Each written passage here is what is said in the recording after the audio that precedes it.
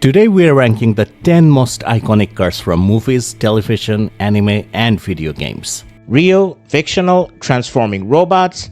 If fiction made it legendary, it qualifies. Let's drive. At number 10, it's the silver and blue BMW M3 GTR from NFS Most Wanted. The game lets you drive it, makes you feel invincible, and then Razor steals it almost immediately. Which turns the entire game into a revenge mission for your emotional support BMW.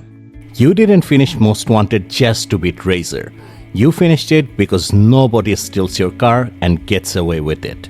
At number 9, Speed Racer's Mach 5. A car designed for people who think a steering wheel needs 7 different emergency buttons. And every button did something ridiculous.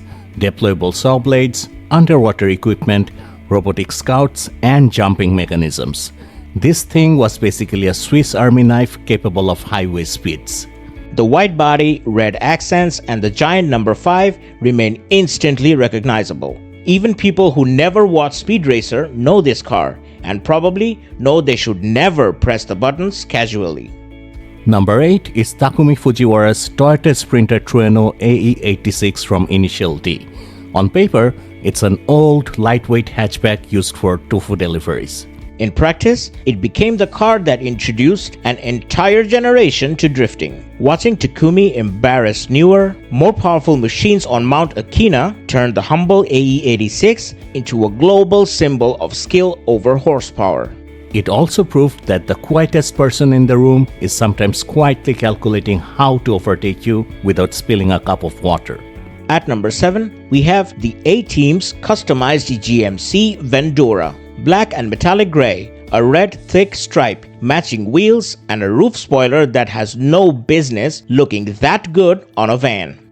It was effectively the team's mobile headquarters, equipment carrier, and getaway vehicle.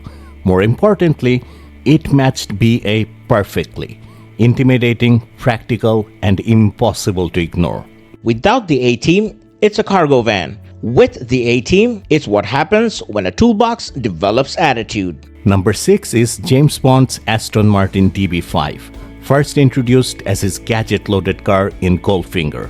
The DB5 was already beautiful, but Bond gave it an ejector seat, hidden weapons, defensive gadgets, and enough personality to upstage half the villains. It established the blueprint for virtually every Bond car that followed. It remains the perfect Bond vehicle. Sophisticated enough for a casino, dangerous enough for a chase, and expensive enough that Q immediately regrets handing over the keys. At number 5, Paul Walker's Nissan Skyline GT-R R34 from Too Fast, Too Furious, or Brian O'Connor's Skyline for everyone who wants to be technically correct. The silver body, blue graphics, and blue underglow captured the unapologetic tuner style of the early 2000s. The R34 was already respected by enthusiasts, but this movie exposed it to a massive global audience. It wasn't just a cool car in one film.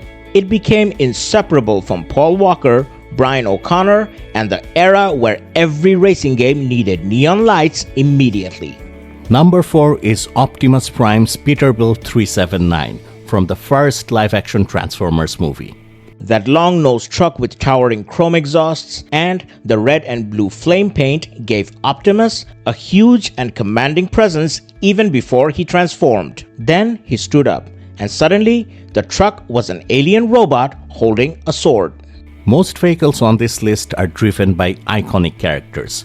Optimus has an unfair advantage because he is the iconic character, and apparently he wears 20 tons of American trucking as casual clothing. At number 3, KITT from Knight Rider, built from a 1982 Pontiac Firebird Trans Am.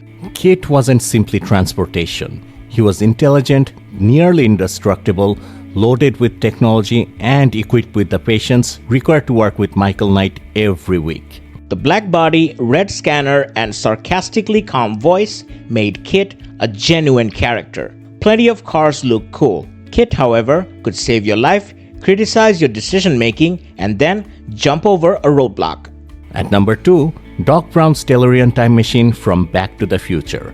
Doc took a DeLorean DMC-12, added a flux capacitor, and created the only car whose speedometer could accidentally erase your family. Its stainless steel body, gull-wing doors, exposed wiring, and glowing equipment created one of cinema's most recognizable silhouettes. And unlike most cars here, the DeLorean is the engine of the entire story.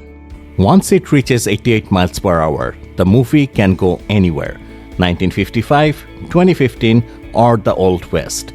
The only place it consistently struggles to reach is a reliable source of fuel. Before number 1, our honorable mention goes to the Warthog from Halo, officially known as the M12 Force Application Vehicle. It's rugged, instantly recognizable, and usually equipped for combat, but its greatest fictional ability is surviving the way players drive it. The Warthog misses the main list because calling it a car feels generous. It's more like a military jeep crossed with a trampoline, especially once your teammate gets behind the wheel. And at number 1, the Batmobile from Batman the Animated Series. Out of every interpretation of Batman's car, this remains one of the purest and most timeless. That impossibly long hood, curved body, enormous fins, and red-lit interior perfectly combines superhero machinery with classic noir design. It doesn't merely belong to Batman. It looks like a car Gotham City created specifically for him. The DeLorean may be more important to its plot, and KITT may have more personality, but this Batmobile is the ultimate extension of its driver. Mysterious, elegant, intimidating, and completely unmistakable. That makes the animated series Batmobile our most iconic car in fiction. Now tell us which car you would have put at number 1, and which placement has already made you furious. But still don't forget to like, share, and subscribe. And until next time, just hold my logic.